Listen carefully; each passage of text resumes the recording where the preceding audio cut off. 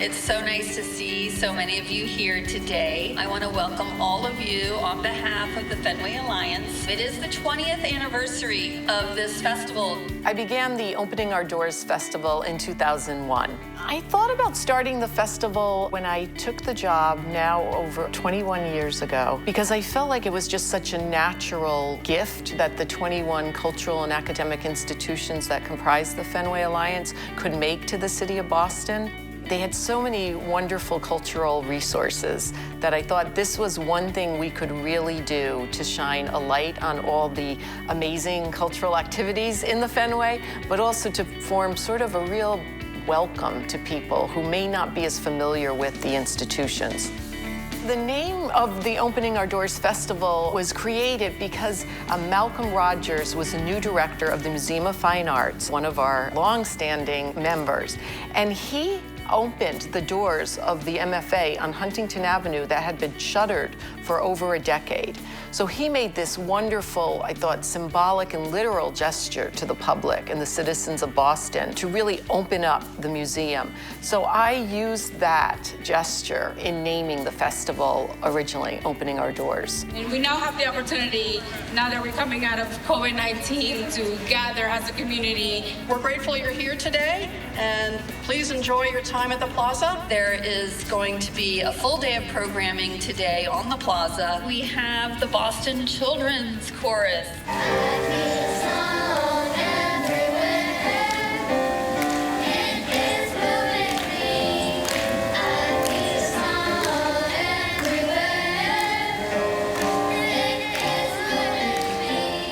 Boston Children's Chorus was with us from the beginning, and that was wonderful because they brought all the families of the children who sing in the chorus to come and enjoy the day. Corner store jams, Stony Brook Shade, and Jackson Square squabbles, a mosaic of languages and mimicry. We have a new wonderful group called the 4-Star Dance Studio, and they are from Dorchester. It's run by a wonderful young woman named Kiki Smith, and it teaches young girls hip-hop, ballet, and all sorts of styles of dance. The platform that Opening Our Doors opens to me and my students is amazing. Being out here is somewhere that I just always walk by, never paid attention to, and then for us to stop and take a moment and dance and then just be in the space with the community, it feels great. From the beginning of Opening Our Doors, the communities of color in Boston have been incredibly generous with their time, their art, and their participation. They were some of the first people to jump on board and say they would be willing to participate, often for free, although we're trying to change that now. And they really made this festival the vibrant festival it is that has also resonance with different types of people. So one of the initial groups that was there with us from the beginning was Mickey Bones from the Hot Tamale Brass Band. And so we decided it would be great to have a children's parade around the First Church of Christ Scientist reflecting pool. It's been a big hit. Kids and their parents parade around the reflecting pool. We get some great photographic images from that. And then they are all given a free cupcake after they do their little parade. We've been playing about 10 years now, and I really enjoy it because usually there's so many kids out here, and it's a great chance to get together with the families and have a great time marching around the reflecting pool. I just loved the idea of a totally free, totally open celebration of arts and culture in the heart of the Fenway Cultural District, and it's really the heart and soul of Boston in some ways. It's Bostonians' cultural heritage, and this is a celebration of that.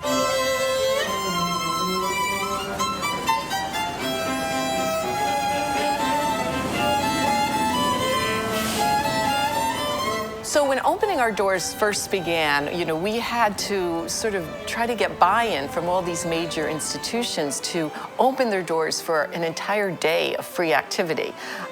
So it was a little bit of a challenge, but I was really amazed by how many of the Alliance members jumped on right away. So we had the MFA involved, we had Mass Art, the Boston Symphony Orchestra was there from the beginning, The First Church of Christ Scientist was amazing. They've hosted the kickoff for the festival for almost 15 years of the festival's existence, putting tremendous time and resources into that. And I must mention Jordan Hall, New England Conservatory. They did a wonderful day of programming for opening our doors and still continue to do that. Mass Historic Society, which is a member of the Fenway Alliance, has done a historical walking tour in the Fenway for many years for the festival. For opening our doors, one of the groups who's also been with us from the beginning is the Bao Sim Mark Tai Chi, and they perform Tai Chi moves, but in a sort of dance performance. And to me, it's always been one of the most stunning cultural events of the day. If you guys think I'm ready to dance! So Marcus Santos, with his drumming group called Grooversity, brings such an excitement and energy to the day. And again, they've been with us almost for the 20 years we've been doing this event.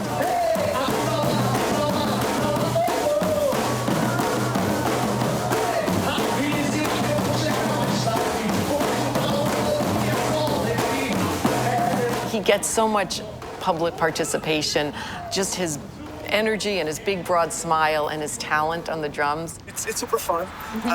We have a great time. We appreciate also the support of Berklee College of Music to make sure that we're able to be part of this event. And it's super fun because it's also something for the community. Zilly Misik was one of our original all-women's group with music from the African diaspora. They were with us from the beginning. What I love about being at Opening Our Doors is seeing many of the people that work in this area who come out for this event every year.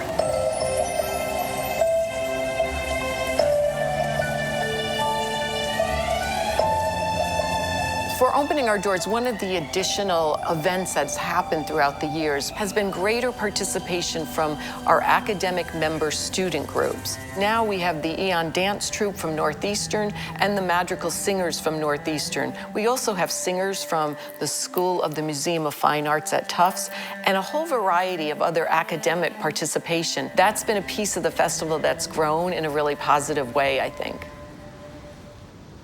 I would like to thank all of our supporters and funders who have made the festival what it is today. They come from the worlds of local, state, and even federal government. They are state funding entities, they are Boston corporate citizens, and they are, of course, our Fenway Alliance member institutions and all the wonderful community groups that give of their time and their talent to Opening Our Doors.